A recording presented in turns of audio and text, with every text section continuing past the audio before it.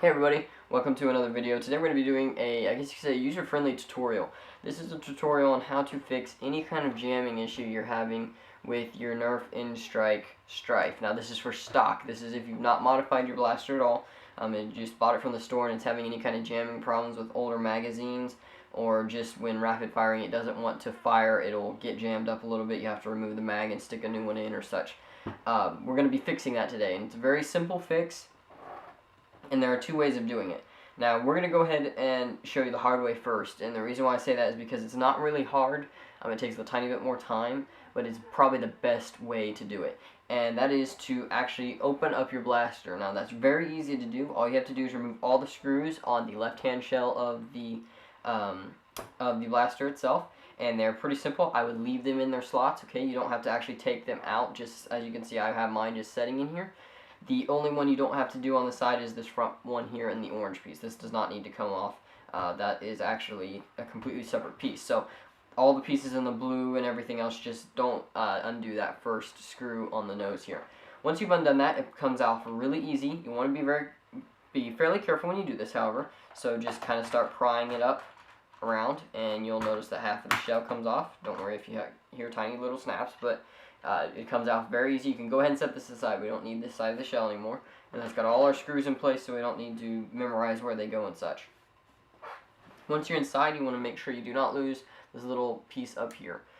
This is a little tiny Nerf accessory attachment point here. This is a lock that holds on your accessories like your scopes or anything like that. So you want to take that out for now. It's got a little tiny spring on the bottom there, and you just want to take that out for now. Now, if you've never taken up a blaster apart like this, obviously it's going to be a little bit different. However, you don't need to worry about any of this.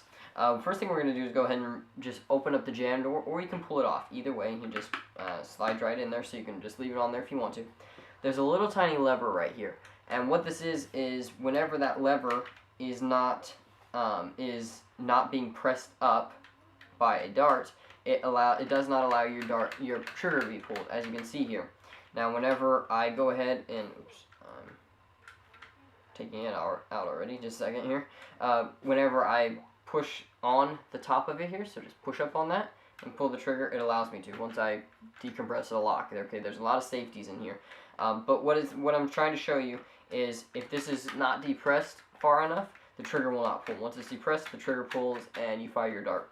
Now, the very easiest way to do this, obviously, is to take that out, okay? You can just simply pull that out, take the spring with it, and put your blaster back together, shut the jam door, put the other half of the shell, put all your screws in, and you're good to go. Now, with removing that, you're obviously going to want to be a little bit more careful with jams. If you do have a jam, you want to automatically release the switch here. So to turn the motors off, you want to automatically release that, open up your jam door, and remove a jam. So you want to be careful with jams. Obviously, you may still have one if you pull the trigger too fast, or you have a bad dart that is tore or something like that. But once you remove that, you really won't have any other problems. Now, there is another fix, and you can probably do this without taking your blaster apart. And that is to simply tape this up. Now, obviously, that's not the best idea. We'll go ahead and stick our other half of the shell back on to kind of showcase this. Obviously, there we go. You can just put a piece of tape. I want to show it, hopefully, on this side.